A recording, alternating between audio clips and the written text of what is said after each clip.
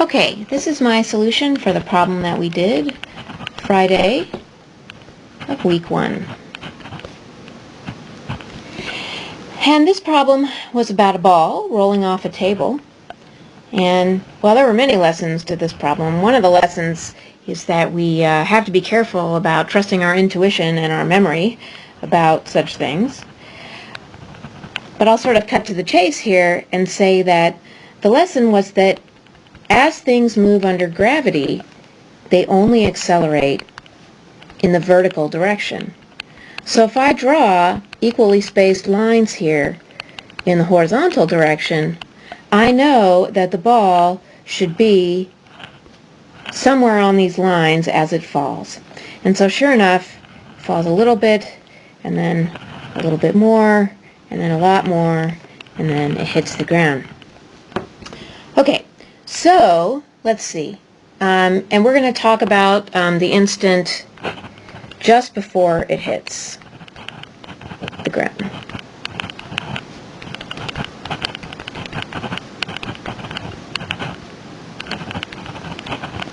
And the question was, what is the speed of the ball as it rolls off the table? And so we'll call this Vx0. So by calling that x, I've already defined an axis system. So I'm going to define my axes so that this is the 0 point. They go downward for positive y and to the right for positive x. Okay, so let's see, what else did I know? What else I know is that the height here was 2.1 meters, and the total horizontal extent was 3.3 meters.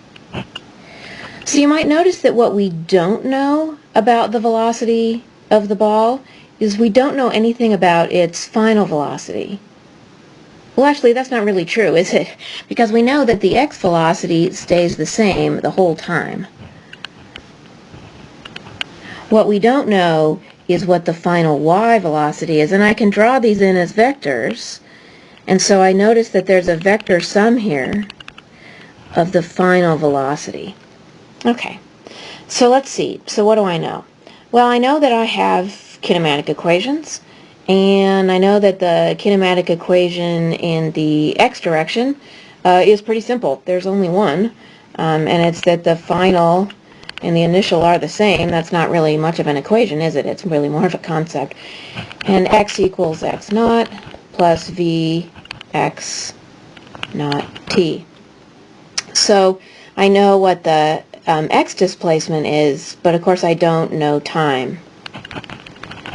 And so this is where the connection comes between the x motion and the y motion, because I can write down a kinematic equation in the y direction, so say something like y naught plus v y naught t plus 1/2 ay t squared.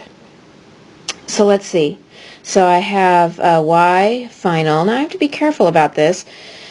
We talked about in class that a lot of people want to make the gravity be negative, but I've chosen downward to be positive, so gravity has to be positive. So the way I've drawn it here, I have that the initial position is 0, and the final position in the y direction is positive.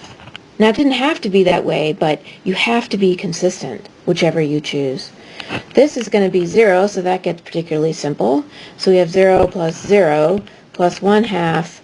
Now we have 10 meters per second squared and t squared.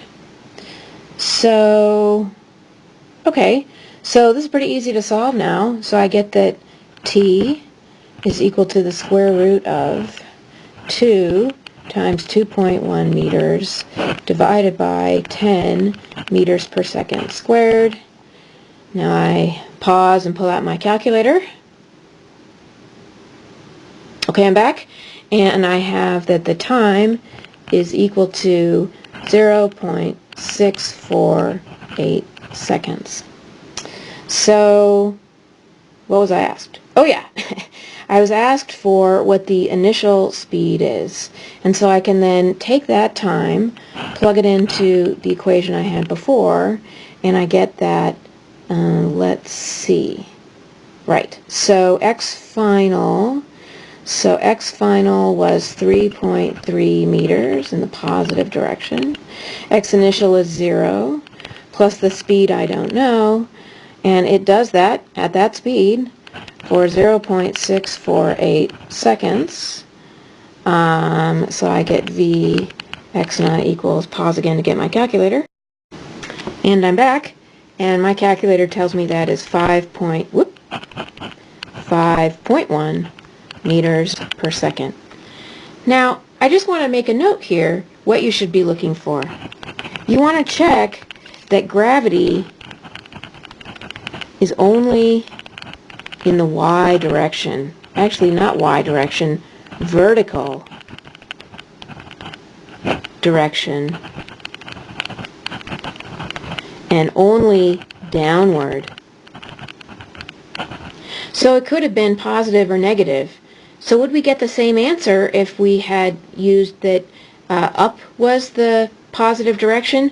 We would, because this plus sign then would have been a minus sign. If we start at 0 and up is positive, then we go down to a negative 2.1 meters.